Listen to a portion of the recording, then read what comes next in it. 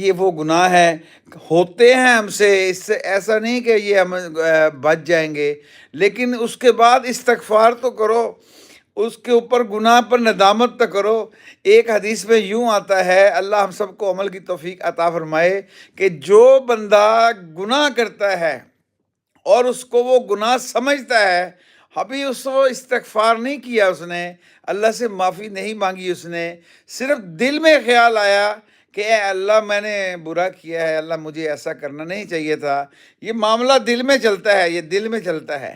تو اللہ اس کے اس سوچ کے اوپر، اس کی اس نیت کے اوپر اس کے گناہ کو معاف کر دیتا ہے۔ اللہ ہم سب کو توفیق نصیب فرمائے۔ ابھی تک تو یہ بات ہماری سمجھ میں نہیں آئی کہ ساری دنیا کے جو حالات بگڑے ہوئے ہیں، جو پریشانیاں ہیں، غم ہیں، اور ایسی طلاقیں اور کیا کیا کچھ ہو نہیں رہا، اور کتنی ہم اللہ کی نافرمانی ناشکری کرتے ہیں، پتہ ہی نہیں ہمیں کہ ہم ناشکری بھی کر رہے ہیں، ہمیں پتہ ہی نہیں چل رہا، ہم غیبت کر رہے ہوتے ہیں، اور ہمیں پتہ ہی نہیں ہوتا ہم کہ جھوٹ بول رہے ہوتے ہیں۔ تو یہ وہ کام ہے جو ہم کر رہے ہوتے ہیں، ہمیں اس کا جو خمیازہ ہے وہ ایک دم سے اگر ملتا ہوتا نا، تو کوئی بھی غیبت نہ کرتا، کوئی بھی فرعونیت نہ کرتا، کوئی بھی